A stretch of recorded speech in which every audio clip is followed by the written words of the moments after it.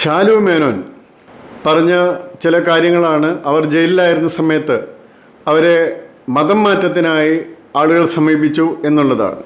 2013 ഷാലു മേനോൻ ജയിലിലാകുന്നത്. ആ സമയത്താണ് മതമാറ്റത്തിനായി ആളുകൾ സമീപിച്ചത്. 2013 നവംബറിലാണ് ഞാൻ ഡോക്ടർ അലക്സാണ്ടർ ജേക്കബിൽ നിന്നും ജയിൽ വകുപ്പിൻ്റെ ചുമതല കൂടി അഡീഷണലായിട്ട് എടുക്കേണ്ടി വരുന്നത്. എനിക്ക് വളരെ ഭാരിച്ച ചുമതലയുണ്ടായിരുന്ന ADGP ഇൻ്റലിജൻസിൻ്റെ ചുമതല കൂടാതെ അത് 2 സംഭവങ്ങളിൽ നിന്നാണ്. ഒന്ന് കണ്ണൂരുണ്ടായിരുന്ന സംഭവം, അവിടെ ഡോക്ടർ അലക്സാണ്ടർ ജേക്കബ് അപകടത്തിൽപ്പെട്ട് ജയിലിൽ ബഹുമാനപ്പെട്ട ആഭ്യന്തര വകുപ്പ് മന്ത്രി തിരുവഞ്ചൂർ രാധാകൃഷ്ണൻ സാറിൻ്റെ കൂടെ പോകാൻ പറ്റാതിരുന്ന സമയത്ത് ഞാൻ പോകേണ്ടി വന്നത്. രണ്ടാമത് കോഴിക്കോട് ജില്ലാ ജയിലിൽ റിമാൻഡിലായിരുന്ന പ്രതികൾ വീഡിയോകളെല്ലാം പ്രദർശിപ്പിച്ചത്, അതേ തുടർന്നുണ്ടായ അന്വേഷണം, അതേ തുടർന്ന് അദ്ദേഹത്തെ മാറ്റുകയും എന്നെ അവിടെ അഡീഷണൽ ചാർജായിട്ട് വയ്ക്കുകയും ചെയ്തു. അത് കഴിഞ്ഞ് വീണ്ടും ശ്രീ രമേശ് ചെന്നിത്തല താക്കോൽ സ്ഥാനത്ത് വന്ന സമയം എനിക്ക് പ്രൊമോഷനായി DGP ആകുന്ന ഡേറ്റ് കൂടിയായിരുന്നു. അപ്പോൾ ഞാൻ DGP ആയി വന്ന സമയം എന്നെ ജയിൽ DGP ആയിട്ടാണ് വെച്ചത്. അതിൻ്റെ മറ്റു കാര്യങ്ങൾ ഞാൻ ഒന്നും പറയുന്നില്ല. ഏതായാലും ജയിൽ DGP ആയിട്ട് കുറച്ച് ദിവസം കഴിഞ്ഞപ്പോൾ മുസ്ലിം സംഘടനകളും ഹൈന്ദവ സംഘടനകളും എന്നെ സമീപിച്ചിട്ട് പറഞ്ഞു, ജയിലിൽ അവരുടെ ആൾക്കാർക്ക് വരാൻ അനുവാദമില്ല. ജയിലിൽ മുസ്ലിമുകളുണ്ട്, ക്രിസ്ത്യാനികളുണ്ട്, ഹിന്ദുക്കളുണ്ട്. ഇതിപ്പോൾ ശതമാനം നോക്കിയാൽ കൺവിക്റ്റഡ് ആയിട്ടുള്ള ആൾക്കാരുടെ ജനസംഖ്യാപരമായിട്ടുള്ള ശതമാനം തന്നെ ആയിരിക്കണം ഏകദേശം ജയിലുകളിലുമുള്ളത്. അപ്പം ഞാൻ അന്വേഷിച്ചു അത് എന്താണ് ജയിലുകളിൽ ഇവർക്ക് പ്രവേശനം അനുവദിക്കാത്തതെന്ന്.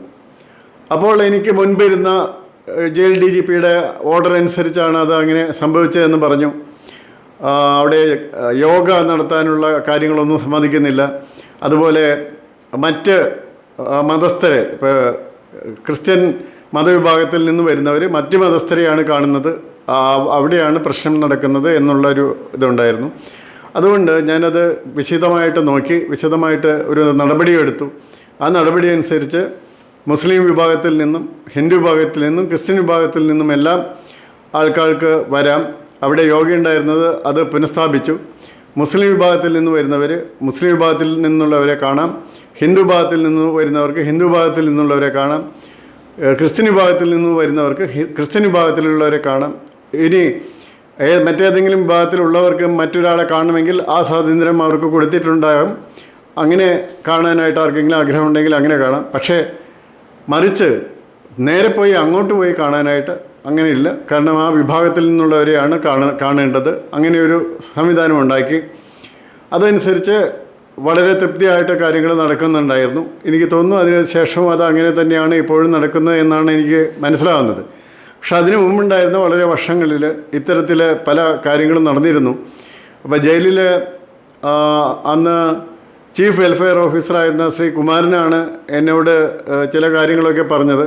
അപ്പോൾ ശ്രീ കുമാരൻ എന്ന് പറയുന്ന ആൾ ഒരു ഹാർഡ് കോർ മാർക്സിസ്റ്റ് ആളാണ്.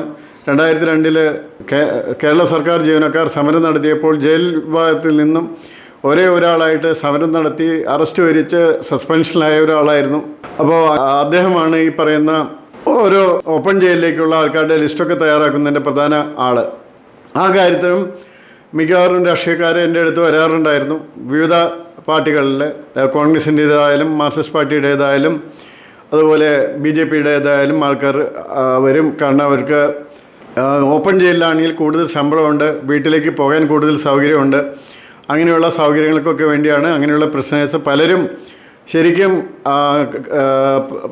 എന്താണ് കുറ്റകൃത്യത്തിൽ പങ്കാളിയല്ല, പക്ഷേ കോടതിയിൽ അങ്ങനെ തെളിഞ്ഞുപോയി. അങ്ങനെ വന്നിരിക്കുന്ന ആൾക്കാരാണെന്നാണ് അവർ പറയുക. ലിസ്റ്റ് കൊടുത്തപ്പോൾ വന്ന ഒരു പിഴവാണ്. പക്ഷേ അത് ഡിസ്പ്രൂവ് ചെയ്യാൻ പറ്റാത്തതുകൊണ്ട് വന്നത്. എനിക്കും അത് ശരിയാണെന്ന് തോന്നിയിട്ടുണ്ട് അങ്ങനെയുള്ള കേസുകളിൽ. അപ്പോൾ അതെല്ലാം നോക്കുന്നത് പ്രധാനമായിട്ടും ശ്രീ കുമാരനായിരുന്നു. അപ്പോൾ ഞാനത് കൃത്യമായിട്ട് ഓരോ വിഭാഗത്തിൽപ്പെട്ടവർക്കും അവർക്ക് എലിജിബിൾ ആവുന്ന സമയത്ത് അത് പോകാനുള്ള സംവിധാനം ഉണ്ടാക്കിയിരുന്നു.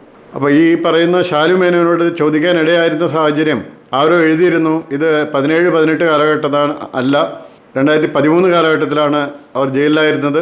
അപ്പോൾ അതുകൊണ്ട് ആ സമയത്ത് ഇങ്ങനെ സംഭവിച്ചിരിക്കാൻ സാധ്യതയുണ്ട്. അത് കറക്റ്റ് ചെയ്യപ്പെട്ടിരിക്കുന്ന ഒരു സംഗതിയാണ് എന്നുകൂടി എനിക്ക് പറയാൻ സാധിക്കും. ഇതറിയിക്കാനാണ് ഞാനിത് പറയുന്നത്.